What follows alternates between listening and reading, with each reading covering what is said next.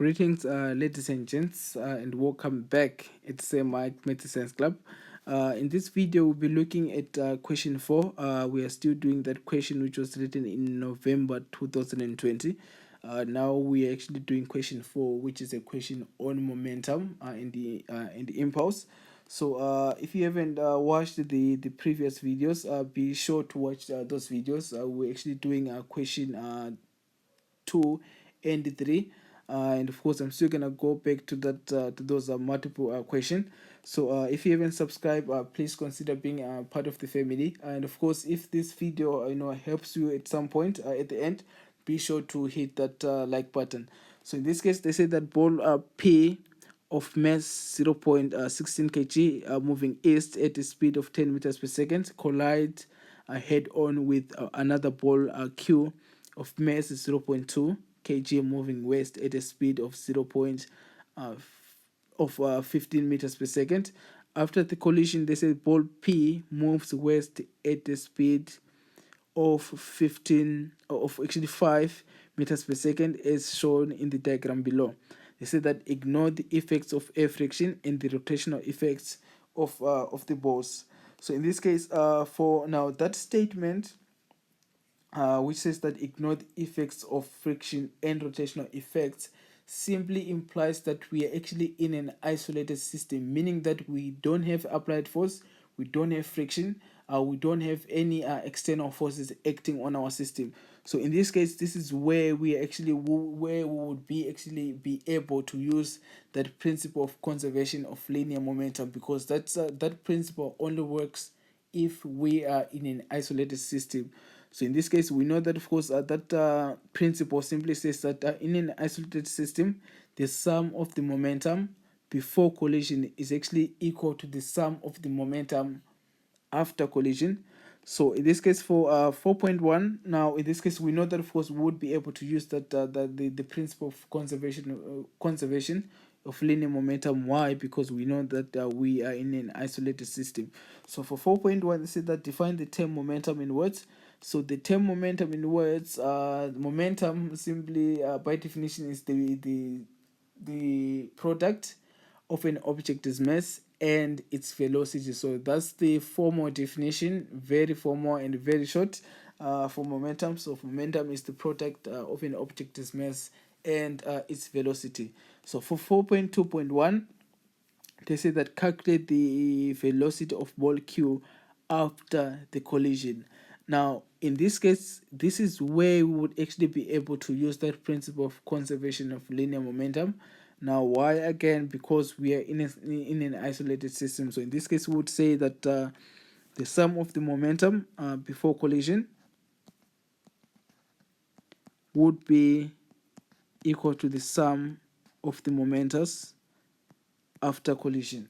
So in this case, we know that first before collision we had ball P and Q. So in this case, I'm gonna take the sum of those two.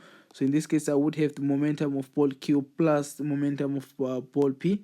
So before, right? So in this case, this would be M. Now remember, we to calculate momentum, that's mass multiplied by velocity. So this would be M multiplied by V P for block P initial plus MVQ initial. So this would actually be the same as MVP final plus MVQ final after the collision. So in this case, we know that of course the mass for block P, that's 0.16. So this would be 0.16 multiplied by the velocity. Now before you do anything, actually almost forgot, you must choose the direction of positivity. So you must choose one direction as positive, either going to the left or to the right or up or down. So in this case, we know that of course our objects are actually moving horizontally, right? So what I'm going to do, I'm going to consider going a motion going to the right or towards east is positive, and of course going to the left as negative. So in this case, that the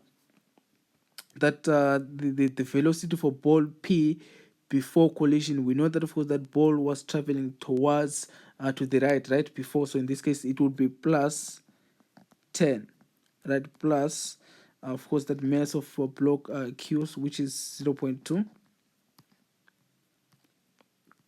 multiplied by its velocity before collision. Now remember, we know that of course ball Q was moving to the left, so in this case it would be negative 15. Right now, remember, when we talk about velocity is a vector quantity, so we must also substitute it with its direction. So in this case, that would be equals to the mass, of course, for our block P, so which is 0.16,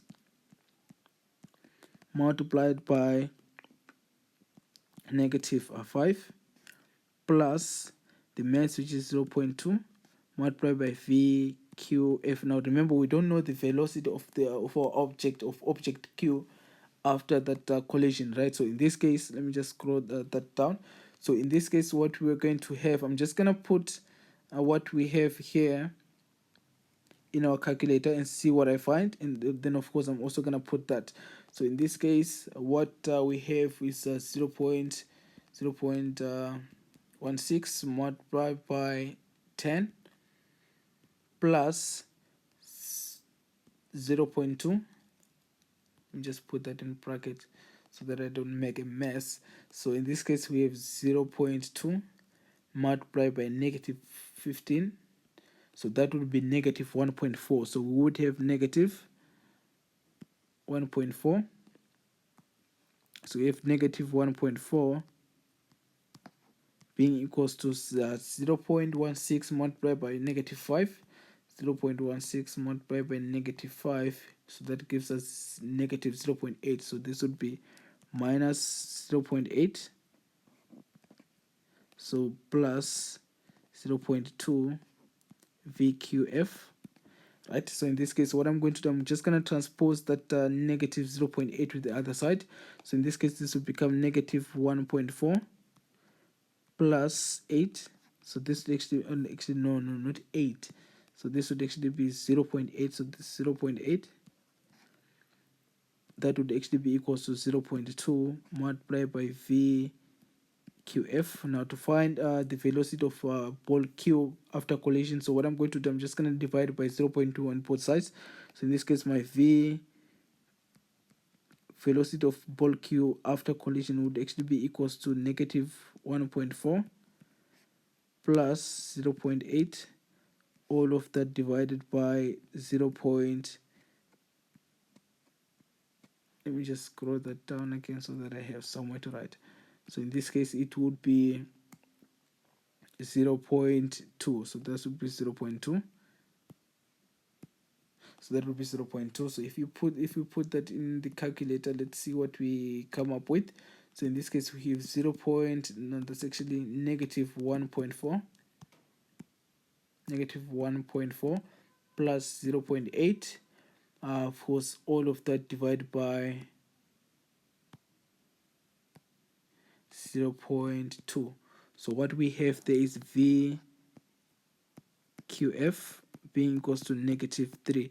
Now remember, they say that they want, so that negative there implies that our object was actually going to the left. Now remember, we chose going to the right as positive.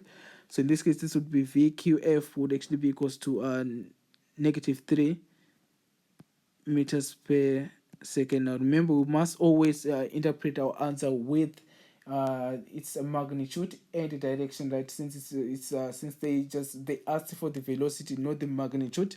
So in this case, the velocity of ball Q after collision would be equals to negative 3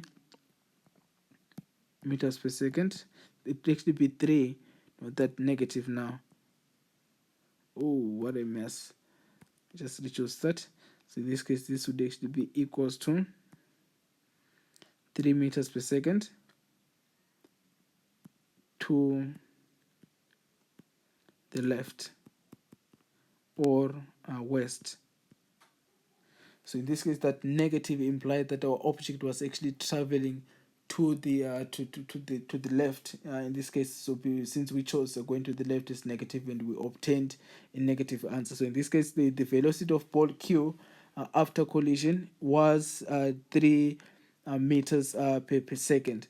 So in this case, that would be for question 4.2.1. So for 4.2.2, they said that calculate the magnitude of the impulse of ball P during the collision. Now, what you must note is that, now remember, to find the impulse, we know that, of course, impulse. Let me just change the color. So we know that impulse is actually equals to F net multiplied by the change in time. So that's how we would calculate momentum. But remember, in this case, we were not given anything about the time, right? And also, we do not know that F net. So now remember that we also have the impulse momentum theory, right? Which actually states that, of course, F net multiplied by delta t, which is impulse, is actually equals to the object's change in momentum, which is delta p. Right. So in this case, we know that, of course, impulse, which is, so in this case, we know that F net multiplied by delta t is actually impulse. In this case, impulse